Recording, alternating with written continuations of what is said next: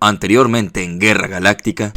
En diciembre de 1991, la bandera roja con la hoz amarilla no luciría más en el Kremlin.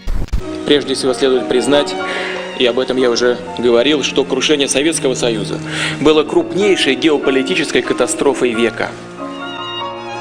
Y los oligarcas tomarían el control del país durante un buen tiempo.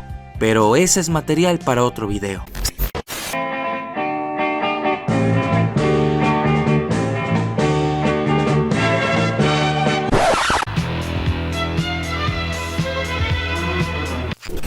La era postsoviética es marcada con sangrientos conflictos, el terrorismo, la corrupción de los oligarcas y, en mi opinión, con la llegada de Putin al poder. Pero vayamos por partes. Entre el 21 de septiembre y el 5 de octubre ocurre una brutal crisis constitucional. Boris Yeltsin decreta la disolución del Congreso de los Diputados del Pueblo de Rusia, que obstruye la consolidación de su poder y el avance de las reformas neoliberales. Carros de combate y artillería disparaban a la Casa Blanca de Moscú, mientras que los diputados permanecían atrincherados en el Parlamento. Ante esto, protestas contra Yeltsin empezaban a surgir y para el 2 de octubre, Rusia estaba ya a las puertas de una guerra civil. El ejército determina el fin de la crisis poniéndose a órdenes del presidente y con soldados desalojando a la fuerza el parlamento. Esto sería uno de los episodios más violentos ocurridos en suelo ruso desde la revolución de 1917. La razón por la que la oposición obstaculizaba a Yeltsin era porque sus reformas económicas, que empezaron el 2 de enero de 1992, ocasionaron una agresiva subida de los precios en los artículos de primera necesidad, una disminución del gasto gubernamental en asuntos sociales, falta de crédito y el cierre de muchas industrias. Comenzaba una gran crisis económica que provocó el abandono de muchos políticos a las reformas, creando dos bandos enfrentados: los que estaban a favor de la aplicación de las reformas de corte neoliberal y los que se oponían a estas. La oposición a Yeltsin y a sus reformas estaba conformada por nacionalistas y comunistas. Esta oposición también representaba un gran temor para Yeltsin, sus aliados y Occidente: el regreso del comunismo. Pero aquel día donde murieron 2000 personas, el temor había sido erradicado y Yeltsin dejaba en claro que ahora él mandaba y que nada pasaba sin su aprobación. Mientras tanto, en Occidente este suceso pasaba en los noticieros como una justificación para el uso de la fuerza. El asalto, de hecho, contó con el visto bueno de la administración de Bill Clinton y el apoyo de la prensa. El liderazgo de Yeltsin ya no era cuestionado, al menos por el momento. Los oligarcas que nacieron con las grietas de la perestroika y después de la caída del comunismo acudían al presidente a su cancha de tenis para agradarle y pedirle algún favor. A partir de este momento, estos nuevos empresarios que ya eran ricos se la pasaban metidos en la cancha presidencial para agilizar sus negocios y aumentar su riqueza. Aquí comenzaría su boom y la apropiación del Estado ruso. Un ejemplo de esto ocurrió entre 1996 y 1997, cuando Boris Berezovsky compró la tercera compañía petrolera más grande de Rusia, por tan solo $100 millones. Esta práctica era muy común durante la era Yeltsin: comprar una propiedad del Estado por $100 millones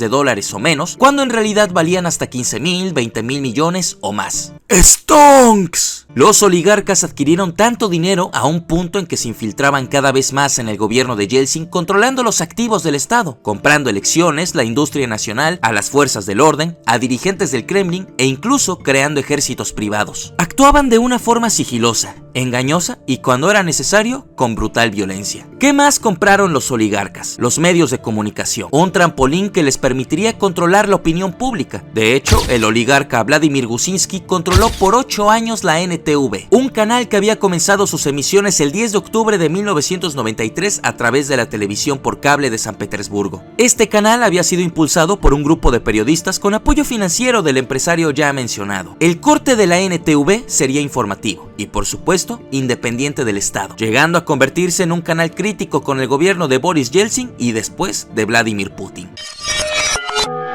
La carrera electoral comenzaba con un Yeltsin enfermo y cansado, supuestamente a causa del alcohol, que se postulaba contra el nacionalista Vladimir Zhirinovsky y Gennady Zyuganov, un candidato que ofrecía el viejo discurso de la era soviética. Un discurso que, por cierto, gustaba mucho a una sociedad descontenta con la fragmentada economía y la clase política. Por supuesto que esto causaría una preocupación en la oligarquía. De hecho, entre Gusinsky y Berezovsky existía una rivalidad que decidieron hacer a un lado para ganarle a toda costa a Gennady. Anatoly Borisovich Chubais, el hombre que junto con Yeltsin privatizó Rusia, organizó a los oligarcas en una sola familia y se encargaron de la campaña de Boris Yeltsin. Por ley, la televisión rusa debía conceder 15 minutos de aparición a los candidatos presidenciales. Sin embargo, la televisora controlada por los oligarcas jamás le concedió sus 15 minutos a los candidatos de oposición. El dinero puesto en la campaña de Yeltsin empezaba a surtir efectos, y el 3 de julio se declaraba vencedor. Pero no todo sería color de rosa.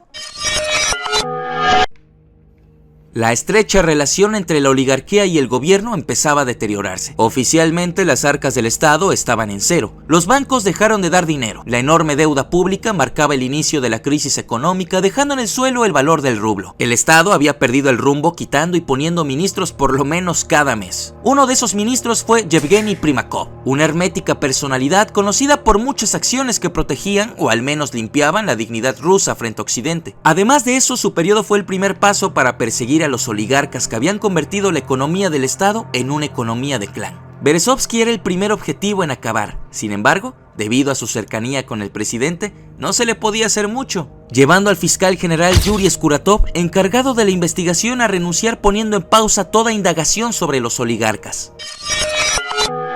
1999 es un año que se conoce por dos cosas: por el comienzo de la Segunda Guerra Chechena y la llegada de Vladimir Putin. Por aquella época los edificios en Rusia volaban por todos lados. Los terroristas chechenos pusieron en jaque al gobierno y Putin dio un discurso en el que confirmaba que pronto sacarían a esos terroristas de sus pocilgas. Un discurso que gustó y que aumentó su popularidad, poniéndolo en camino a la presidencia. Las tropas rusas ocuparon la frontera evitando más incursiones chechenas y luego un bombardeo masivo que dejó en cenizas a Grozny, la capital de Chechenia. Ahora sí había un nuevo jefe en Rusia, pero la pregunta era, ¿Putin se dejaría mangonear también por la oligarquía? El último día del salvaje año de 1999, Yeltsin dimitió. El presidente se marchaba y dejaba a Putin a cargo, que por cierto fue elegido con facilidad al dar la imagen de alguien joven, seductor. En realidad, él sabía cómo gustar a la prensa. Recordemos que después de todo fue agente del KGB. En la toma de poder, Putin invitó a los oligarcas, pero esta vez para darles un mensaje que siguió durante un buen tiempo. A veces en nuestro país resulta difícil comprender dónde terminan los negocios y dónde empieza el Estado, y dónde termina el Estado y dónde comienzan los negocios. ¿Quién es Boris Berezovsky? Era el exsecretario del Consejo de Seguridad y después un ex otra cosa. Conozco a Berezovsky desde hace mucho tiempo. Es incansable. No deja de nombrar y destronar a gente. Las investigaciones contra los oligarcas se reanudaban, llevando a Berezovsky al exilio en Londres debido a varias investigaciones que tenían en su contra, y no fue el único. Mikhail Khodorkovsky era un rival en potencia para el nuevo gobierno, joven, ambicioso y con el suficiente dinero para comprar y hacer lo que quisiera. Representaba un peligro, como ya lo vemos. Se le dijo que abandonara el país y al negarse fue como si se pusiera la soga al cuello. Khodorkovsky es detenido el 25 de octubre de 2003 en el aeropuerto de Novosibirsk. Tratado como terrorista, en 2005 es sentenciado a 9 años de prisión en el sudeste de Siberia. Los oligarcas, aquellos que privatizaron Rusia, dejarían de existir.